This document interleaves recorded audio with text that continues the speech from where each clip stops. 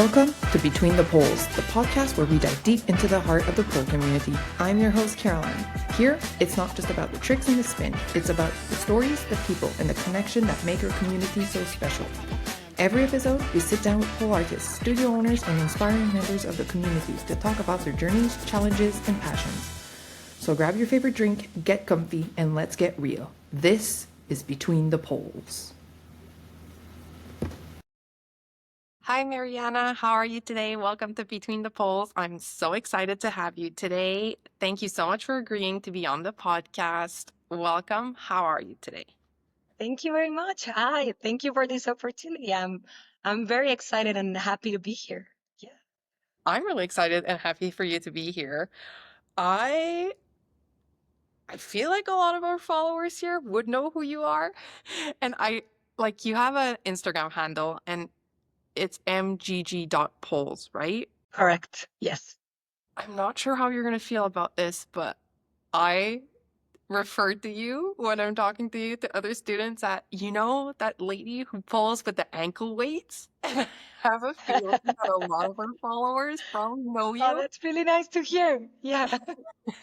And we'll kind of get to it because I want to know why you do pull with ankle weights. But on this podcast, we start with the same question to everybody, which is how did you even start your pole journey? How did you realize that pole as a sport existed? How did you start? Where did you start? And kind of all that information.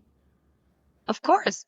So, well, before I began pole dancing, I actually did ballet. I danced for approximately for like 17 years, so a long time. I graduated from the Royal Academy of Dance and all of that, so I trained a lot before that. But towards the end of my ballet journey, pole dancing began to get a little bit more popular. You could see some pole dancing videos on YouTube and Facebook. So my friends and I became pretty curious about how that kind of dancing was. So we actually convinced our ballet teacher to set up some poles in one of the classrooms.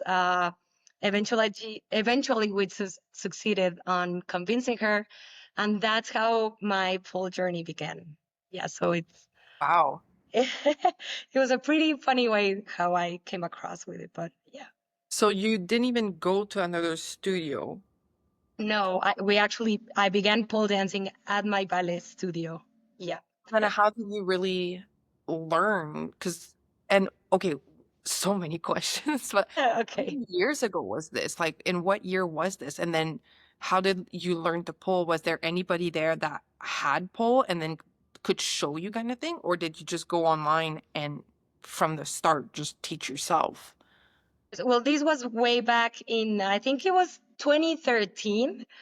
So it's been like kind of like 12 years ago. But no, our teacher actually hired a pole instructor. There were not many polers in Mexico, I think, but he was one of the instructors. I don't know how she came across or how she was able to contact him, but yeah, so we set up I think there were like 5 poles in one of the classrooms, and he was our only instructor. So we began taking, classes with him. Uh, and we were doing ballet at the same time. So we would train ballet and then we would do pole dancing class. Yeah, so it was like a pretty interesting mix.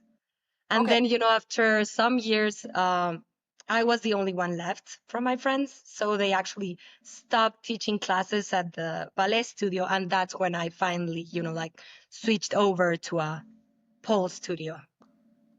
Okay. Yeah, yeah. And you said you were the last one of your friends that kept going.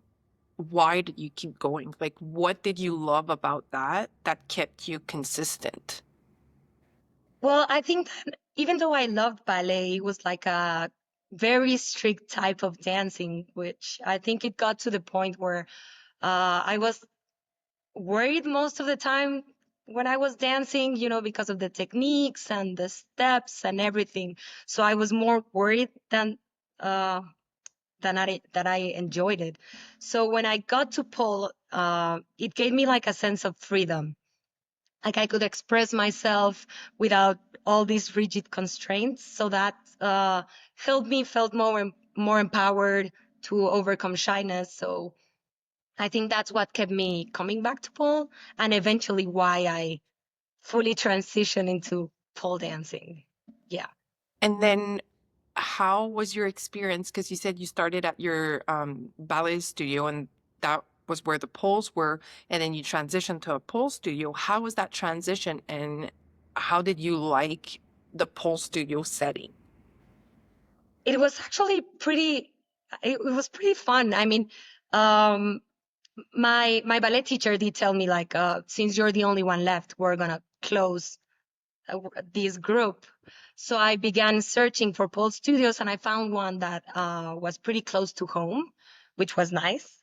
And I don't know, I think entering this new pole studio was pretty exciting because, everyone had been practicing pole for a long time. There was this really nice community, and, just being a part of it felt, I don't know, it felt pretty comforting. So it was a whole new experience to what I had previously encountered. So I don't know, it was like a whole new world open up for me. And then this is a little bit niche, but we had Tara Myers on the podcast and she also has a ballet background. And then when she started pulling and all that, it was for her, the emphasis she put a lot was on her lines and all that, because that's what you do in ballet as well. How do you feel that went for you? Because you have amazing lines. And do you feel when you took it to the pole studio, it's not how a lot of people pull, right? A lot of people have micro bends or really struggle with that extension and keeping those lines. How do you feel other teachers, teachers and other students reacted to your ballet background from the start? I think it was, I don't know. I mean, I did struggle with micro bends, and that's one of the reasons why I actually started training with ankle weights again during pole dancing, because especially when inverting, those micro bends were pretty hard. But I I'm don't know. I feel like my background was very technical, so I feel it was just a different style. They told me it was like an elegant style, which I actually liked. So surprised that you said you struggle with microbends. I feel like there's such a emphasis put on in ballet about those lines and those extensions. Do you feel because it wasn't hitting the exact same muscle group? Because it's not the same moves, right? Yeah, there's a great cross training between ballet and pole, but as you're inverting, there's so much other things going on.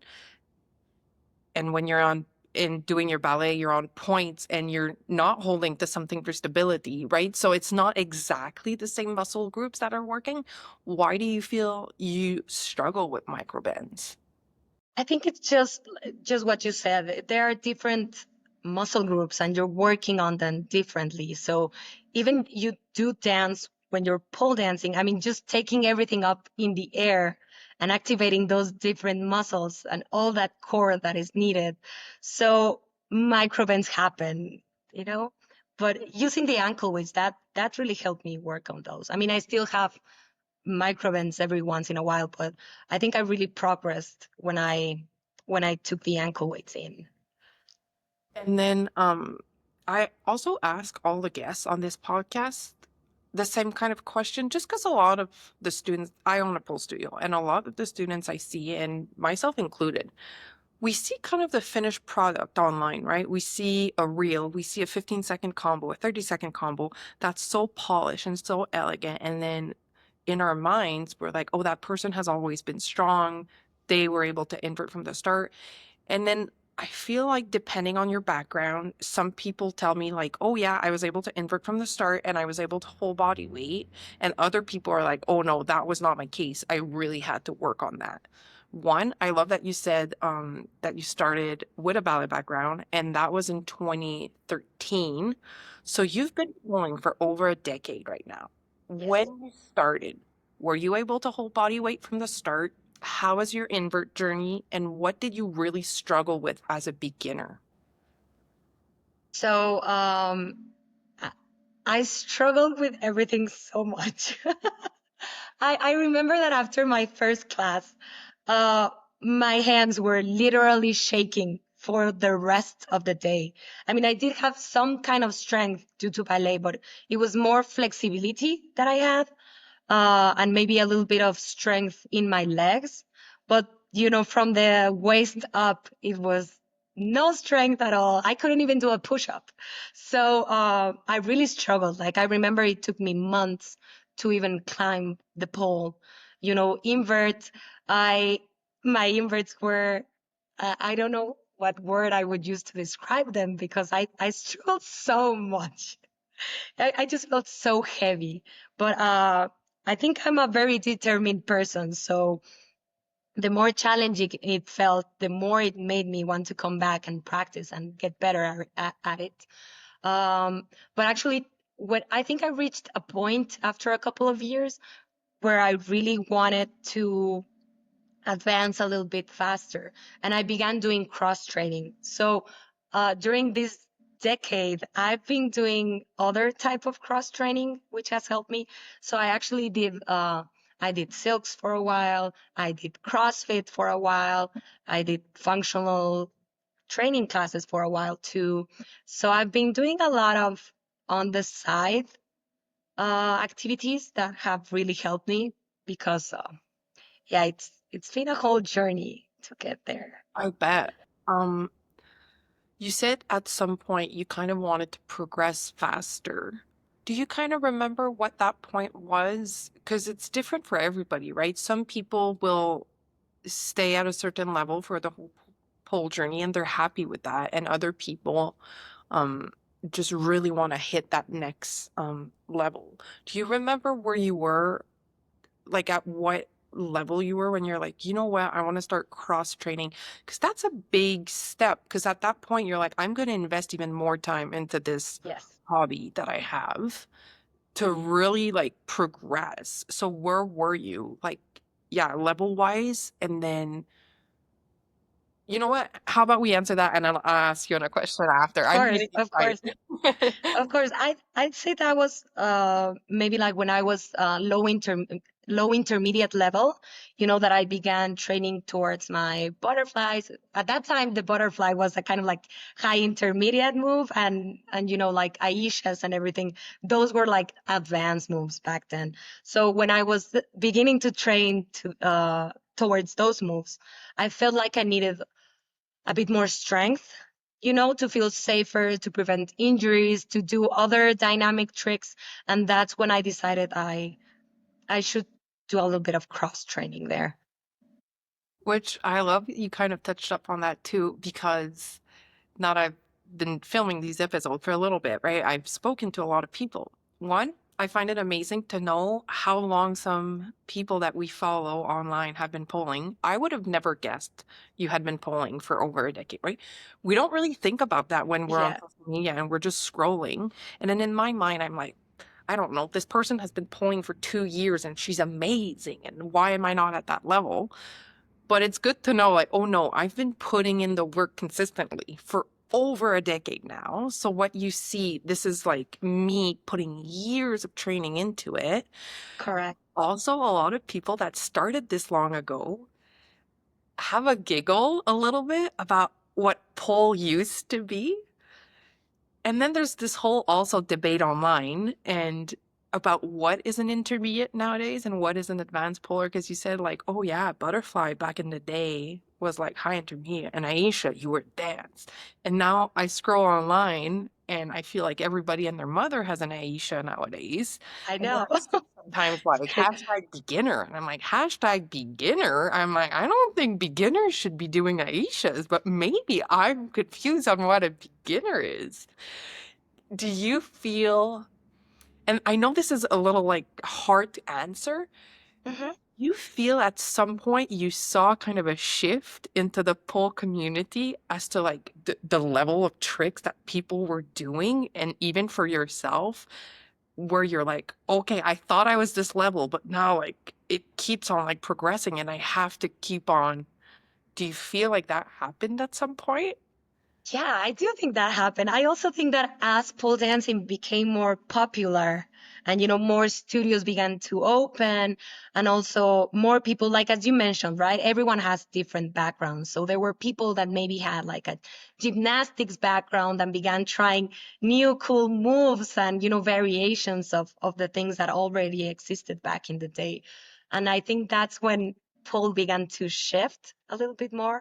I mean, I still believe an Aisha is like a high intermediate slash advanced move. It takes so many things to get there. In my personal opinion, it's definitely not a beginner move.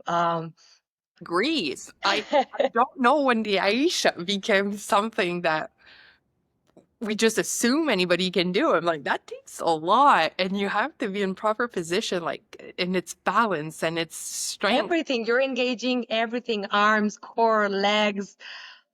There's so much going on, and you're upside down. So I would say it's still, at least for me, it's like a high intermediate advanced move. But yeah, I do think that as pole began getting more popular, it shifted. This shifted, and that's when a lot of new moves came in. Also, when more competitions began to arise and everything, that's when pole like kind of evolved. Yeah. And then kind of taking it back a little more to your own journey, you touched up a little bit on it. You said that flexibility move kind of agreed with you a little bit better because of your background. Is there other things that you noticed that your body had a better time learning and achieving? And is there other moves or areas of pole that you had to spend more time on because they were more challenging for you? Of course. Yeah. So like flexing moves, I mean, not Rainbow Marchenko kind of moves, but like I don't know if I'm ever gonna be able to achieve that, physically achieve that. But I don't know, like splits, back bending moves, middle splits, those moves felt a little bit more friendly to my body. And also choreo classes, it was easier for me to remember, choreographies and everything because of ballet and all the dancing backgrounds. But the moves that I really struggled with were strength and dynamic moves, which now I love. But for example, getting all of the flips, regrips, and everything, when I began training them, I was so scared, you know. But it's really been about patience and progress, and eventually, I think all of us can get there. It just takes time, and but Because you did start, and pole was so different when you did start. Do you feel at some point you reach a certain level where you had to start kind of self teaching yourself a lot of things? Did you have teachers at every turn helping you out?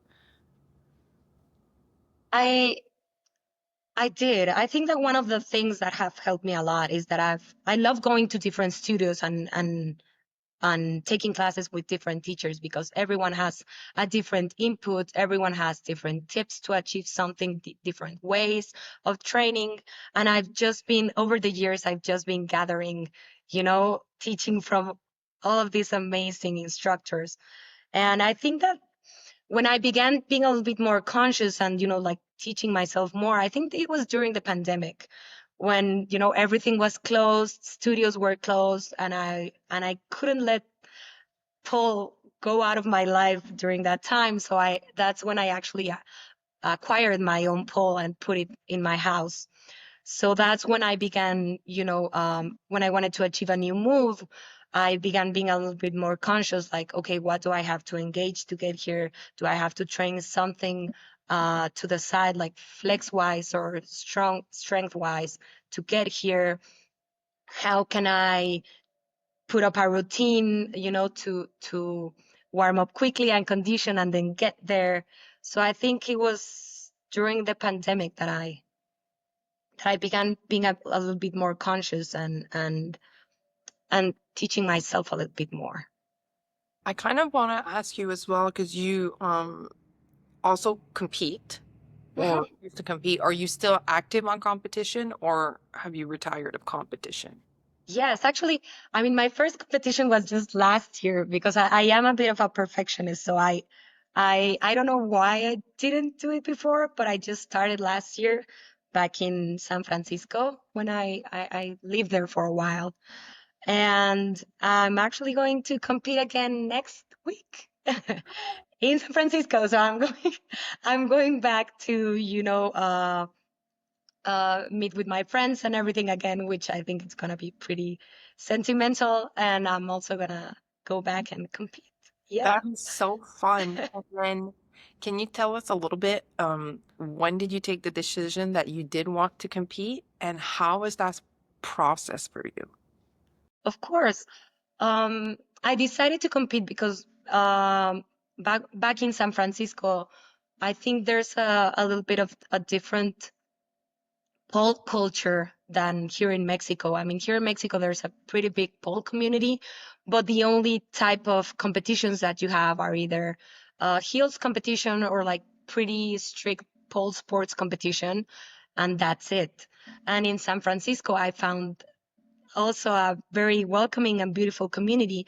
But I also saw that there are so many pole competition and shows all the time. So I began, going to all of these shows to cheer on my friends and just watching them perform. I don't know, it brought me back to my ballet days when I had, like all these performances. So that's what pushed me and drive me to get back on the stage again. Yeah. Love that. And then I've been asking our guests on the podcast that do compete, kind of to tell us a little bit about their competition preparation, just because I know some of our viewers are either people that do want to compete, people that compete or have competed in the past. And I know that training for those looks a little bit different for everybody. And I feel like it's fun hearing how people we follow with people that are a certain level, how do they prep themselves? Can you tell us from the moment you decide, like, okay, I am going to compete, so you're competing next week, when did you take that decision? How is your training looking to get you competition ready? Like, how often do you train? Um, how is it putting that routine together? How in advance do you finish putting your routine together? Do you make any tweaks to your nutrition and how you eat and fuel your body while you are prepping yourself?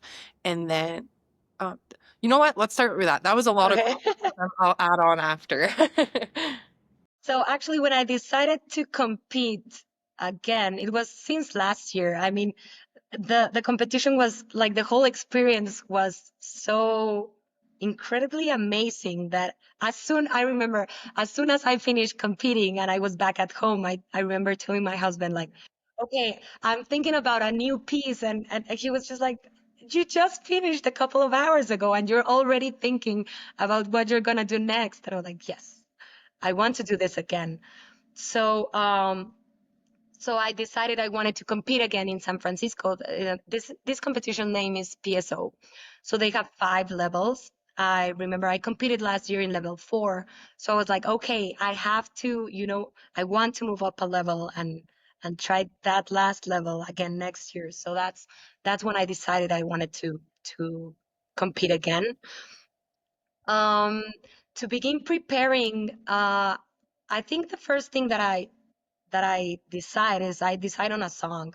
So I start by selecting a song that I love, that moves me, and that I want to, share with others. After that, to prepare my routine, I think I decide on my favorite moves, which moves I love and feel good with my body, and then I either have fully trained or like halfway there. So I choose a set of moves and build a combo around those. And then I start structuring them for them to match like the tempo of the song and the dynamic of the song. And once all the pole combos are set, I begin working on floor work. And then just at the end, I kind of like tweak in a little details or, like expressions or something along the lines. I do like to prepare myself with a lot of time in advance. So I plan a routine with like 4 or 5 months in advance. I think it takes like a couple of months for me to put a routine. and then I begin, training it. And I would say for this competition in specific, it has been a real challenge because there's uh, different altitude levels, in the US versus Mexico. So actually, when I came back here to train, I was having such a hard time keeping my breath, and I would just get like really dizzy, and it was so hard. So I actually began doing cross training like with 3 months in advance, like prior to next week. So I began doing this cross training with weights and cardio training to help me build up the necessary resistance for the routine, and that's pretty much how I've been training this time. And then, so you're competing next week. What Mhm. will this week look like for you training wise? How often are you going to train this week? Are you running your whole choreo at this point, or you have it by heart? You're going to work on pieces of it. How are you training the week leading up to it? Of course. Well, actually, I think maybe my last routine training was yesterday. So today is my rest day. I always say resting is as important as training. So today is complete rest day. Maybe tomorrow I will train, a normal class, pretty relaxed. And then maybe on Tuesday, I might run it one more time, and that will be the last time. And after that, I'm traveling on Wednesday, so that will be like from Wednesday until the day on Saturday, it will just be complete rest. I think it's pretty important for our muscles to get back into place, to prepare themselves, and also for us to prepare mentally. So I like to rest like 4 or 5 days in advance and just like do nothing. What's there is there, and just uh yeah, wait until the big day. And then some of our viewers and our listener have not competed, right? I haven't competed either. How does it look like for you the day of? So how does it work? Do you get to go on stage before your turn and practice all of that? What do you practice? I bet you're not running a whole choreo before you go on to do your whole choreo. So how does the day of competing look like for you? Well, since it's only my second time and it's the same competition, I don't know for other competitions, but I would guess it's pretty similar. So how it works is you have to arrive pretty early in the morning to get yourself registered.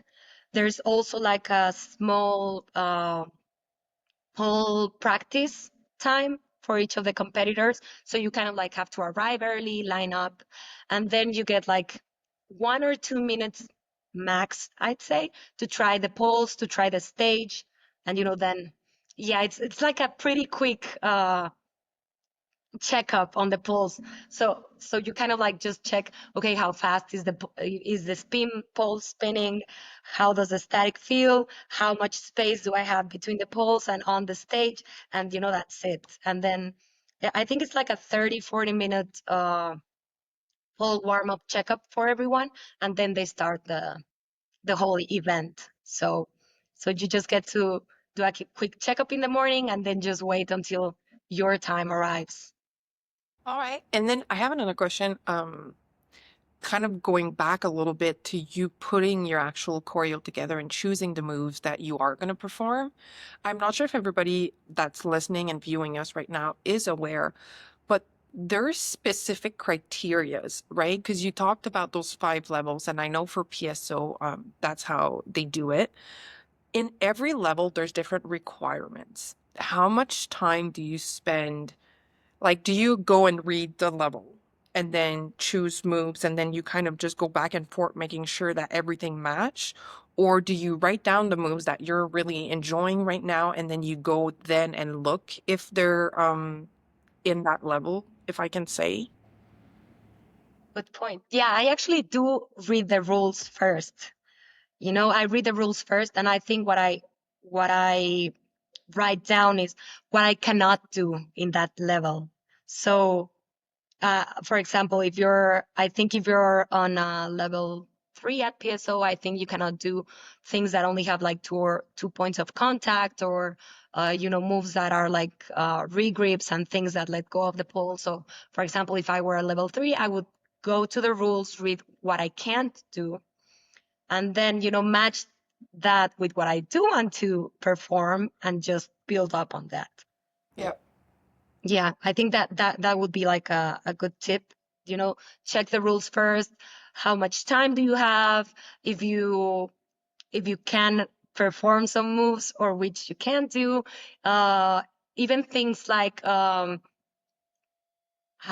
could I say it? Even depending on your category, like what is expected for you Mhm. to do. Like if you're artistic, entertainment, championship, like what should you focus on? And then choose your moves and begin working on that. Do you put together, like, does your brain go like, what is the hardest move I have?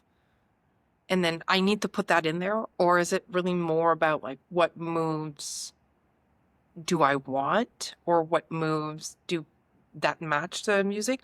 Because at level 5, like, that's a hard level. Like, that's really like intense. And I'm like, is the goal to perform like just the hardest thing out there? Or it's more like having fun with building your do you know what I mean? Yeah, no, I definitely know what you mean. I think I did a little bit of both.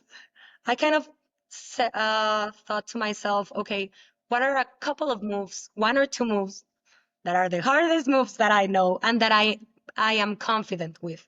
That right from the start I am confident on this, so I don't have to be stressing over getting new moves while prepping for competition. So which are a couple of the hardest moves that I know and that I enjoy and that I feel confident with. And from there, I think which moves I love and which moves feel nice. Also for this time, I wanted to switch it up a little bit. So I also did think about, okay, which moves do I love and haven't performed? Like which ones I didn't perform last time. So just to switch it up a little bit, you know, I feel so that's a it's a good mix. answer, right?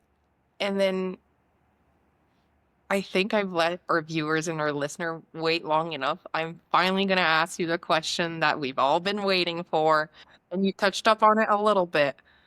But is pull not hard enough? Why are you pulling with ankle weights? Like, how did that happen? And like every time I see you on Instagram, because that's where I follow you, Yes. I'm just like, how are you doing this move with ankle weights on? Like, it's so hard by itself. Why are you doing this? Okay, so I would say to answer this, I would have to rewind a little bit. And back in ballet, we used ankle weights, and actually, we also used wrist weights to build a little bit of extra resistance and strength. This also helped us like refine our movements, improve our lines, have higher jumps, have better control of our bodies. So after some years, into pole, as I mentioned previously, I did struggle a lot with microbands. So I just guessed, like, what if I, you know, use my ankle weights again during my training? Would this help? And yeah, to be honest, they've been incredibly helpful in refining my technique, in building extra resistance. It was not easy to begin using them. And that's what, when someone asked me, like, oh, can I just put them on and do everything? And I'm like, no, you also have to build up to them. Like, maybe I would suggest if you want to try them on, and at least that's how I began using them again. At first, I would only use them for conditioning of the pole. Then I began incorporating them into the pole, but at first it was with moves that I already felt comfortable with, and I just began, building up from there. Because at the beginning, if I put my ankle weights and was like, okay, let's do a phoenix, of course that wouldn't happen. I felt so heavy. So I would say if you want to use them, I would maybe suggest doing something similar than I did, and just like, slowly begin putting them in your training. And personally, I do recommend them.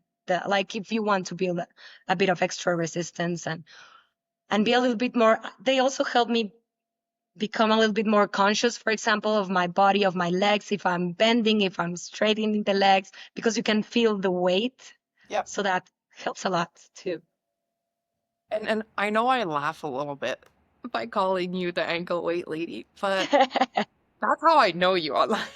But Okay. do you always pull with them? Because I have, like, on your Instagram page, I feel like a lot of what you post, you do actually wear them. And so it's not my brain making this up. It's just me, like, just always seeing them on. So do you pull with them almost all the time? All the time. Like since I start my conditioning and warm up and stretching, I put them on like since the very beginning, and I always train with them. Sometimes I might not train with them if I'm very tired and I just want to take it slow. I might not use them, but like most of the time I do train with them.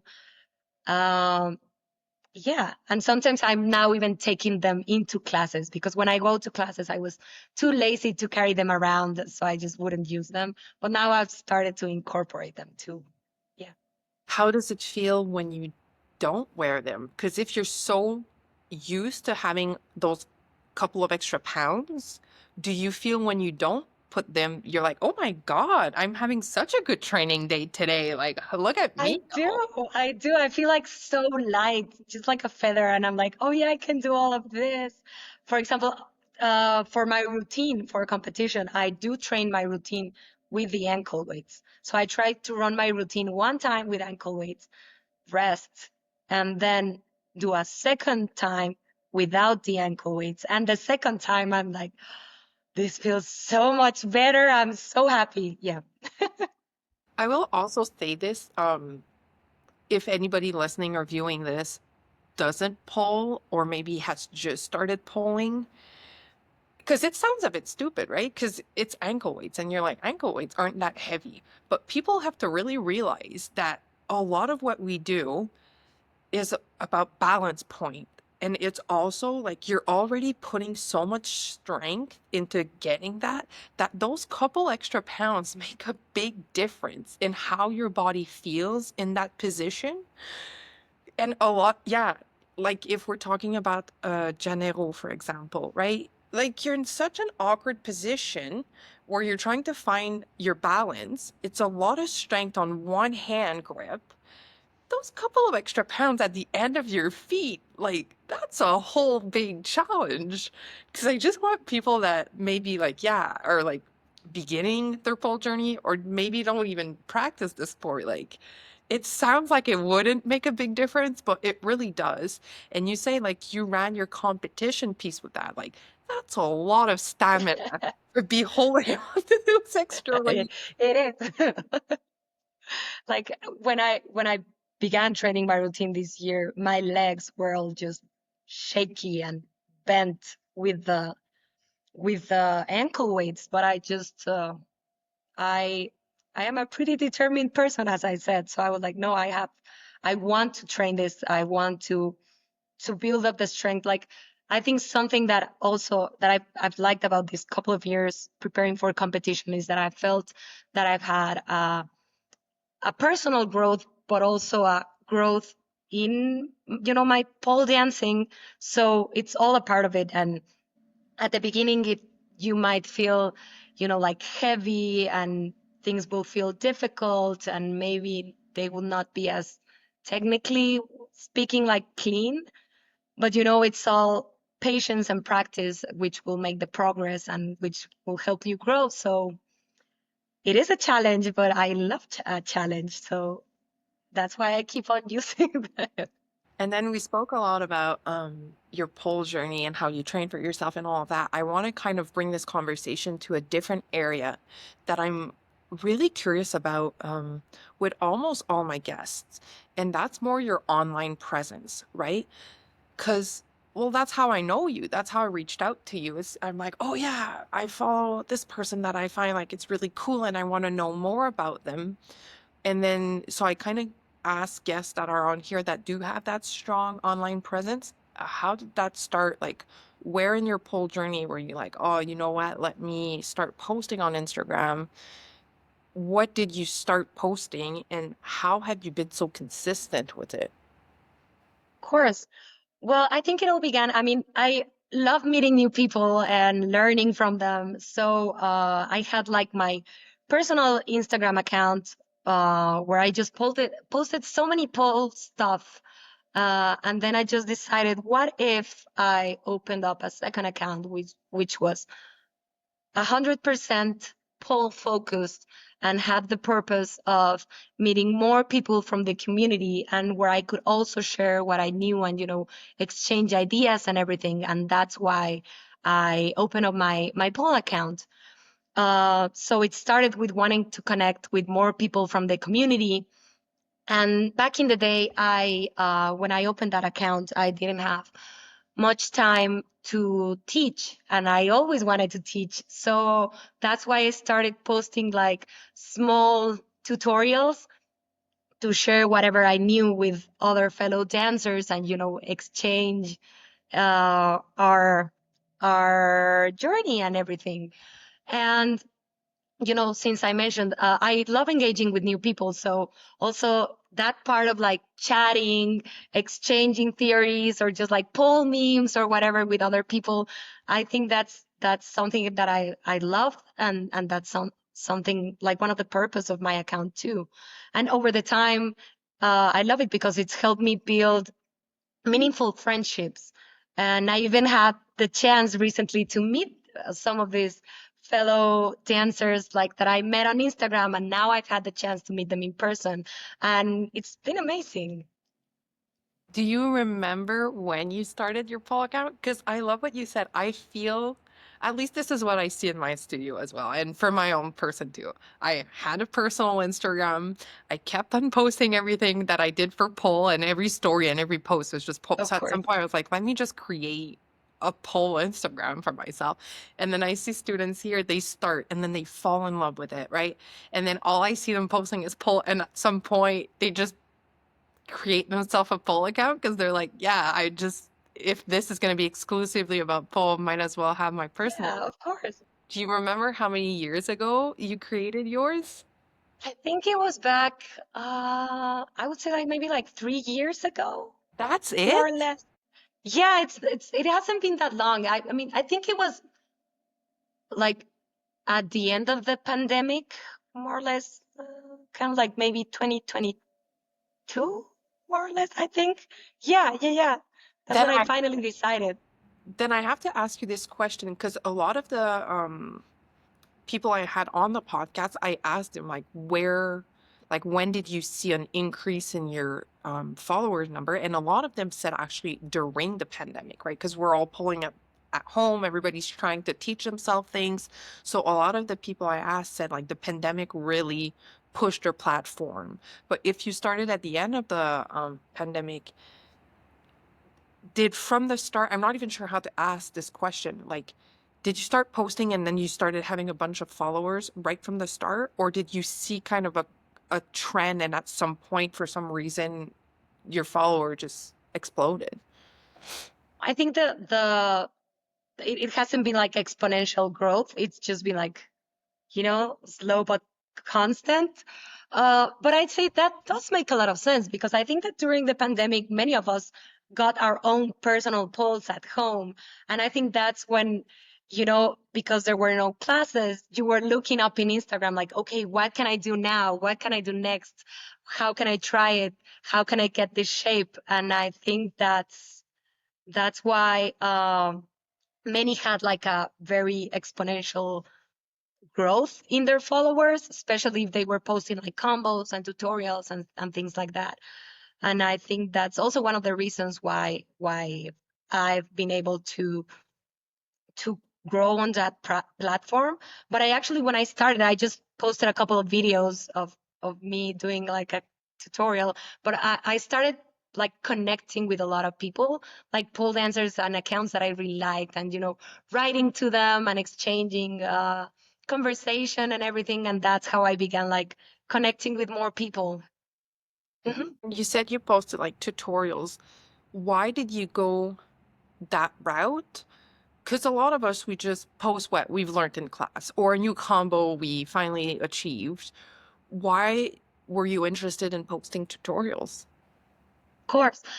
Well, I think that maybe something that had to do was one of my friends actually, she was like my very first student ever, like officially during the pandemic. She was very interested in doing pole dancing, and I had no experience in teaching pole dancing. So I was like, okay, we can, like, you can come over to my place and we can just, I can teach you things and we'll see how it works from there. It was like kind of like an experiment.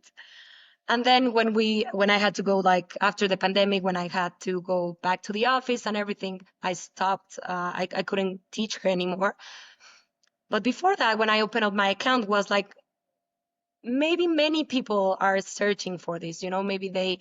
Maybe they don't feel confident to go into a studio. Maybe they're shy. Maybe they want to begin their journey and they don't know how, or maybe they just got a pole at home and want to begin trying new things. And that's why I decided to share whatever knowledge I have, with others and see if, hoping it was helpful for them too. Yeah, absolutely. And then what do you want out of that platform? Like, do you want to keep posting? Are you trying to increase the numbers of people that watch it? Are you going to try to monetize that? Because you don't make money off of Instagram, right? This is maybe me not knowing, but I Yeah, don't, no, it's zero money.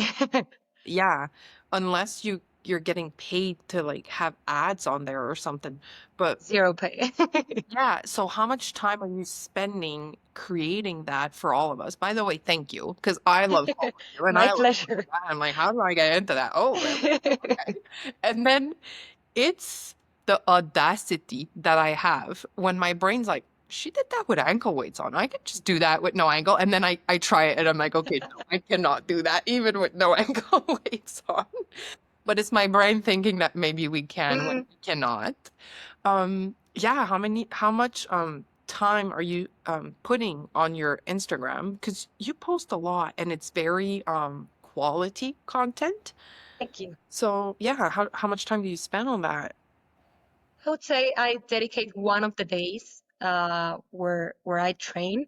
I dedicated only one day a week maybe in creating the content. So I actually kind of mix um, the things that I want to record and share, and I also take that into advantage to like build a combo, and that's what I'm gonna be teaching later on that week. So I can like mix that up.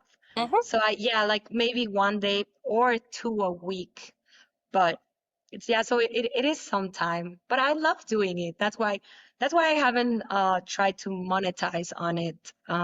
It's really, I just like sharing what I know and getting to meet new people. Like I really love that. So And then I ask this question to everybody as well, just because I'm really a curious Nancy, and that's why I have this is the only reason I have the podcast. I want to meet everybody I follow, and I want to ask everybody like all the questions because I'm just very curious. What is your next pole goal, like your next move that you'd really want to have, or um, is your like goal to have another platform or a studio, right? Like, what is your goal? of course. Well, I would say like I don't know if it's gonna be my next move, but one goal that I've always had, like ever since I was little, I've always wanted to have a dance studio. So before it was ballet, that's not anymore. Now I want a pole studio, which maybe I think would be one of the reasons why we decided to move back to Mexico. Um, to be able to put my studio. I like hopefully it can be in the next couple of years.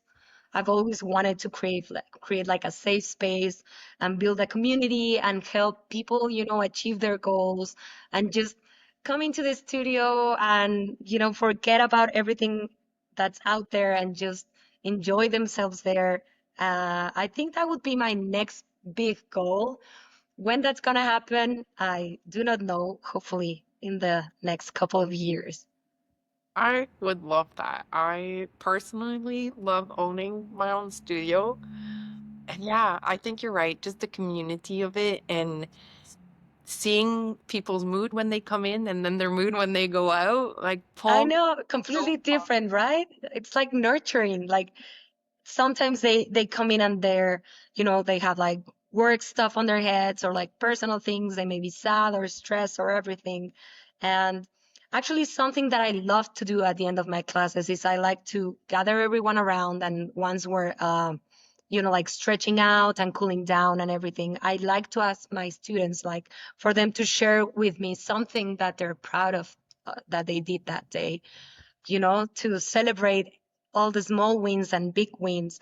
And there are many people who have told me that they're happy, that like they're proud that they just even came to class because they were having such a rough time, and they're so happy how they're living, and that's Yeah. something that's gonna motivate them later on. So yeah, I think it must be amazing, that you can have your studio and share that with others and be a part of it. I think that's, I don't know, I think that would be the main reason that I would love to put one, hopefully soon. And do you have a personal goal for your own pole? Like, are you working on a move or on something that is your next objective? I'm working on many moves. I don't know if I'm talking for many of us when I say like I have like a big list of things that I would love to do, and the list just gets bigger and bigger. Yep. But for now, I'd say I would love to. I've been working a lot on my floor work.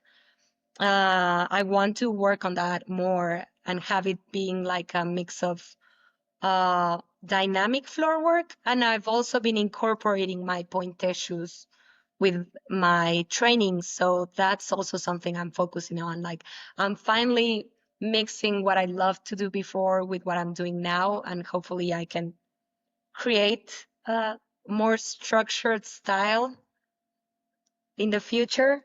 Yeah. All right. I feel like it's time to move on to the last segment of this podcast. It's what we call the last grip. These are, I'm looking down because I'm looking at my phone where I have the last. Okay, okay, I feel at some point I'll know all of these by heart, but I'm not there yet. Um, okay. they're just fun questions. They're shorter answers. You can give us as much or as little details as you want, and it's just kind of a nice way to finish off our podcast. Are you ready for a segment? It's called The Last Grip. Yes, I'm ready. All right, coffee or tea? Coffee, definitely coffee every day. Your favorite song to dance to right now? Okay, so remember how we were talking English is not my first language. I'm a native Spanish speaker, but there's this song that's in French. I don't know if I'm uh, pronouncing it correctly, but it's called Ma Ma meilleure ennemie by Stromae, which I think he's a Belgian singer. Yeah.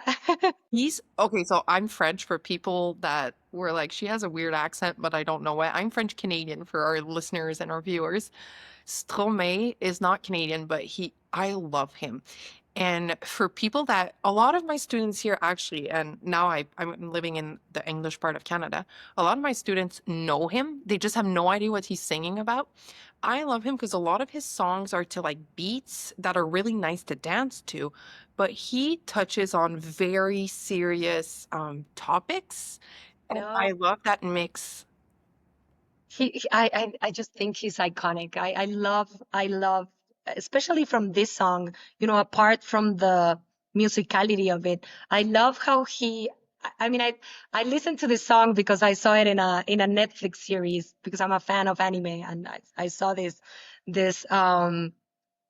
series which is called Arcane, really good. I recommend it. And the song played during the series, and it talks about like the duality of love and conflict in the essence of relationships and everything. So I found it like a very powerful song, apart that it's I love listening to it, but once you put attention to the lyrics, I'm just in love with it. So I've been listening to it nonstop for the past couple of weeks. And see, I don't know that song, so now I'm gonna go and listen to it because I love Oh, a it's couple of beautiful. It's a beautiful song. All I, right, I I'll hope you listen like to it. it. Yeah. You've convinced me, and I hope we convinced our viewers and our listeners to listen to him.